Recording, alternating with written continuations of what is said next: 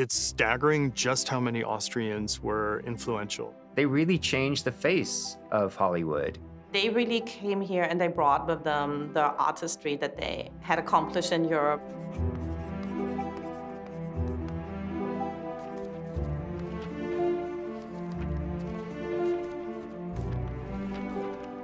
The Austrian émigrés were working in all different sectors of the industry.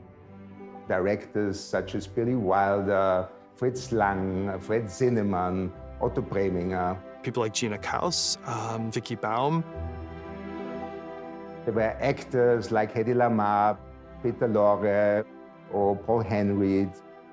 A really good example is Max Steiner, the father of film music, and Erich Wolfgang Korngold, both amazing composers, both Academy Award winners. Austrians are often kind of lumped into this general category of Germans because they were, on the whole, generally German speakers. But when you're actually looking at it from up close, the distinction was actually incredibly meaningful. Vienna was a great hub and cultural center in the very early 20th century. And that had to do with the Habsburg monarchy that ruled Central and Middle Europe for many centuries. Which ceased to exist in 1919, but still had a profound influence on the kind of culture and identity and sensibility of many of these figures. And when they came to Hollywood, I think they imported, to a certain degree, a style and sensibility that was still, in large measure, European, much as they then went on to embrace American life, American culture, and were identified, in many instances, as American filmmakers. I would say there were two waves of immigration, and they were distinctly different.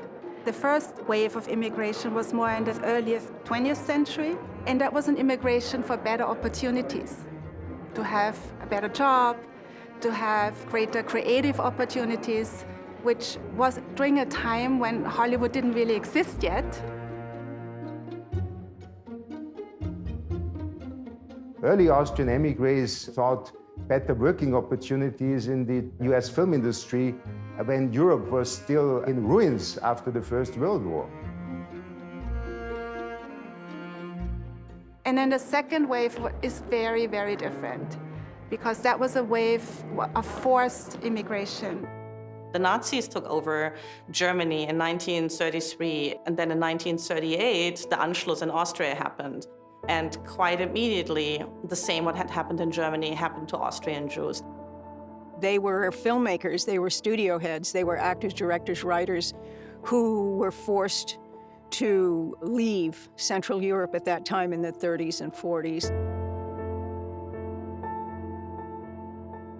When people fled Austria, many of them had connections to the filmmakers who are already here. Many of these refugees were intellectuals, they were writers, they were either filmmakers or they had skills that could translate into Hollywood production.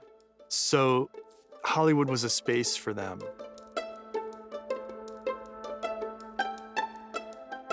As Hollywood was transitioning out of the silent era into the sound era and using this as an opportunity to create a new styles plural, new forms of storytelling, new forms of personification, new character types.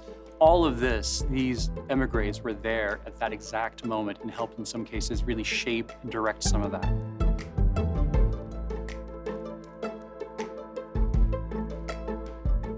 I do think that this is one of the reasons that the story of Vienna and Hollywood, and in particular these refugees, these émigrés and exiles, is so important, is that I think it continues to speak to us today.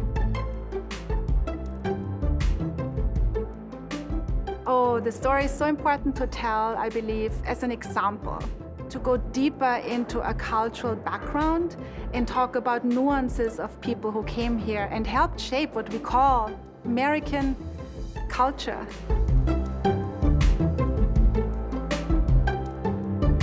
Hollywood would be nothing without immigrants, and this immigrant group, I think, is one of the key figures in early 20th century evolution of it.